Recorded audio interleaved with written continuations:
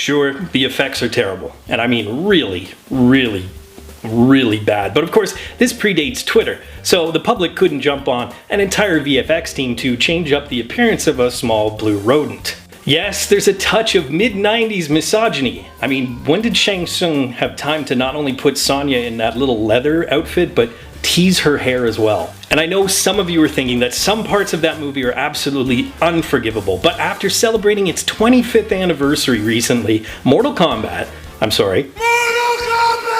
in 1995 still stands today as the golden standard of video game adaptations. In my opinion, there are some very specific keys to pulling off the best video game adaptation you can and putting it on the big screen. Keys that not a lot of people think about, including the filmmakers. Keys that people probably don't even notice, and keys that so far, Mortal Kombat is the only film to successfully accomplish. It's a 90s nostalgia hill that, yes, I am willing to die on, because without a trace of irony, I can say that 1995's Mortal Kombat is still the greatest video game adaptation put on the big screen.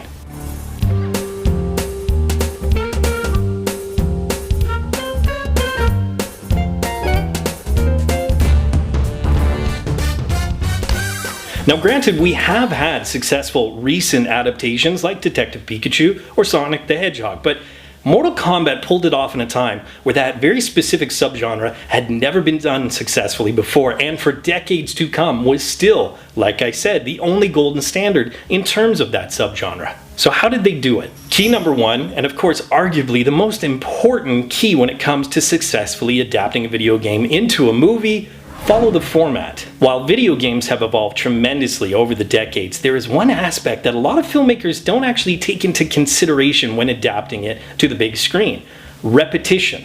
The fact is, video games are popular because there are a certain set of skills that you then repeat and repeat until you achieve the ultimate goal: winning the game. Now, many of you are probably thinking, of course, you can't do that in a script or it won't be successful. It'll be boring. It'll be repetitive. But I'm not saying to make the script itself repetitive or for the same thing to happen over and over again. But that repetition has to be addressed in order to have that connection with the audience who fell in love with the video game in the first place. Now, as mentioned, a lot of video games don't address that repetition, and probably for a good reason cinematically. However, Mortal Kombat actually really stuck to its wheelhouse and therefore did address that repetition. In fact, it lives at this very uncommon crosshairs of key number one and key number two, keeping the concept simple. Anybody who's a fan of the franchise knows that Mortal Kombat, even right off the bat, had a very rich and layered history. However, the concept itself was very simple.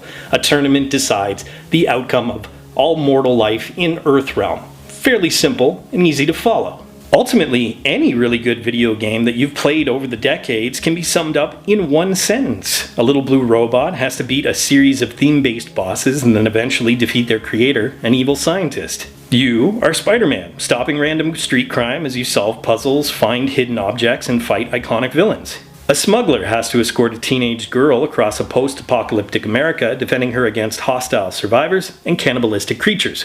Coming soon to HBO. The movie Mortal Kombat, after just a little bit of plot development, actually falls into that perfect cross-section of the first two keys. It follows the format and it keeps it simple. It actually has a portion of the film where it has 5 fight scenes in a row. Almost no dialogue in between whatsoever. Is that bad filmmaking? No, because it's the perfect adaptation of the game. It's exactly like you would play, fight after fight after fight, just like when you were a kid, probably at your neighbor's because your parents thought it was too violent and didn't buy it for you for Christmas. In fact, if you look at the easiest comparison to Mortal Kombat being Street Fighter, well, where was the street fighting? In fact, where were the fight scenes at all? They were really dumbed down. In fact, they were barely a part of the movie, and therefore they didn't address the first two keys to successfully adapting the film. Now, many of you are probably thinking, you can't have a repetitive script like that all the time, to which I reply, no, not all the time, but Mortal Kombat did it well, did it properly, and had 5 pretty kick-ass fight scenes in a row, which actually brings me to key number 3. Treat it with respect. Goes without saying, doesn't it? But you'd be surprised how many studios just want to make a quick buck off of these properties. But the fact is, key number 1 is important, key number 2 is important, but key number 3 also means that you hire the right people. At least that's part of it. Pat E. Johnson was the king of 80s and 90s PG-13 level fight choreography. Not sure if that's something to brag about, but at the time, it certainly fit. He worked on the Teenage Mutant Ninja Turtles, the Karate Kid franchise, and even the original Buffy the Vampire Slayer. But out of all of the films that he choreographed, Mortal Kombat is the best one, in a very long filmography, and again, I think it's because of how seriously he took this opportunity. He also brought in an amazing stunt team and actors who were master martial artists. Shou, for example, who played Liu Kang and actually choreographed the reptile Liu Kang fight sequence near the end of the film, took it so seriously, he severely hurt his back during filming. So workplace safety aside, you can see how seriously they took this film. In fact, if it was in today's age and we had Twitter and we were sharing clips online, Shou would be up there with Tom Cruise breaking his ankle during Mission Impossible. But ultimately, of course, that relates right back to Key 3. They treated it with respect. They brought in the right people behind the camera, and they brought in the right people in front of the camera. And believe it or not, some of these unsuccessful video game adaptations fail because of their bizarre casting choices. Of course, character design is a huge part of bringing these characters to life. The characters in the video game are so iconic that you want that iconography to transfer to the big screen. You want the costumes and the look of the characters to be exactly like they are in the video game. But it also has to do with the acting, embodying those characters. Now, no video game has gotten 100% of the characters right 100% of the time, but Mortal Kombat got pretty damn close. Shou is Liu Kang, in my opinion, still to this day, a master martial artist. He takes a no-nonsense approach and really brings that discipline to the character that grounds an otherwise insane film. Cary Hiroyuki Tagawa is Shang Tsung, menacing, over the top, kind of feels a little magical, and the fact is, he is so much the character that the video game company brought him back 25 years later, not only to use his likeness, but his voice in Mortal Kombat 11. In fact, you can go right down the list. Linden Ashby created the swagger of Johnny Cage on screen. Casting the Highlander as the immortal Raiden was pretty good mid-90s casting. And Bridget Wilson-Sampras and the guy who played Jax are also in this movie.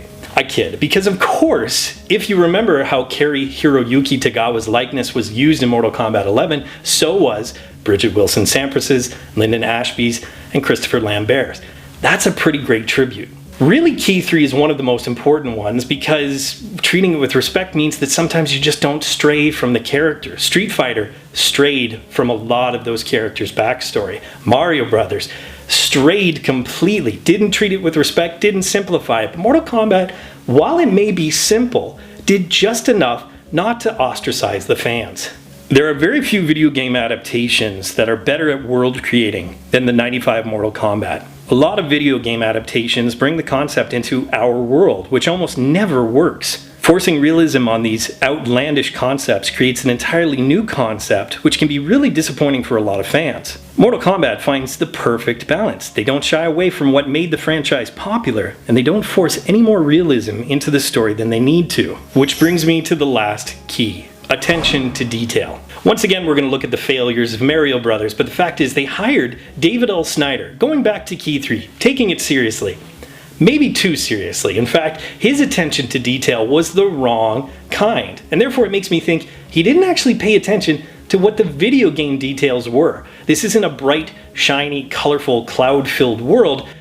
This is a subterranean dystopia. And if you know David L. Snyder's work, you know that he actually was the production designer for Blade Runner. And it really shows in that movie. In Mortal Kombat, the production design is fantastic. Some of the artistic touches, like the statues or the boat, are seemingly screenshots of the original two games. The sequences in Outworld really capture the aesthetic of the video games at the time, and you can tell they spent the budget in all the right places. Maybe a little more should have gone towards special effects, but it was the 90s and it was the best they could do. But let's talk about practical effects. Now, of course, in 1994, when the film was being made, they couldn't have done an entirely CG Goro, but practical effects do have a timeless quality about them. I'm not just saying that from a nostalgic standpoint. The fact is, once again, it goes to key number 3. Think about how seriously they had to take it to craft that suit and the animatronics that go with it. Sure, some of the fight scenes are a little stiff and you don't want too many close-ups of the puppet, but it works and there's a timeless quality about it. And again, as a kid or an adult, you feel the realism. One thing that I really respect about Mortal Kombat is it planted Easter eggs before Easter eggs were really Easter eggs. We get them all the time now. We're spoiled with Marvel, or the DCEU, or the Monsterverse, planting little seeds to get butts in seats to go see sequels. Now granted, Mortal Kombat did have a sequel that we'll never speak of again, but it did it for a much more pure reason. It did it for the fans, because really it was the fans of the video games that would recognize these. It was for pure entertainment. They subtly showed Johnny's shadow kick in his fight against Scorpion. Scorpion's catchphrase, "Get over here," is pretty iconic and something that everyone can recognize. Liu Kang's bicycle kick is a little more obvious. It stands out to anybody, not just true fans. But of course, true fans will definitely get a kick. They'll really enjoy it. But the greatest moment has to be the video game's narrator announcing Reptile's arrival. That moment still gives me chills. And I've been talking about the timeless quality of all these little touches, and I gotta say, I don't care what generation you're from, when you hear it still hits hard 26 years later. In fact, they used it for the trailer for Mortal Kombat 11, and they used it for the trailer for the 2021 upcoming film. That is staying power. Granted, fight choreography has come a long way. CGI has become significantly better and cheaper, and no one takes Paul W.S. Anderson seriously anymore or knows who KMFDM is. But the fact is, this isn't just a good film from the 90s, this is a good film. Somehow, even when led by a cinematic savant like Anderson, Mortal Kombat 1995 magically fell upon the perfect formula for adapting a video game property. And as much as I love the 1995 version of Mortal Kombat, I definitely have high hopes for the 2021 version. Let's see if it can live up to the golden standard. Hey Real students, thanks for watching. If you want to subscribe to Real School, click that round Real School logo right beside me. Also click that damn notification bell so you're aware of all of Real School's new content. You can follow me on Twitter, and of course, if you get anything out of Real School, you can always give a little back. Just click the link in the description below or the button down there, and you can become part of my Patreon team.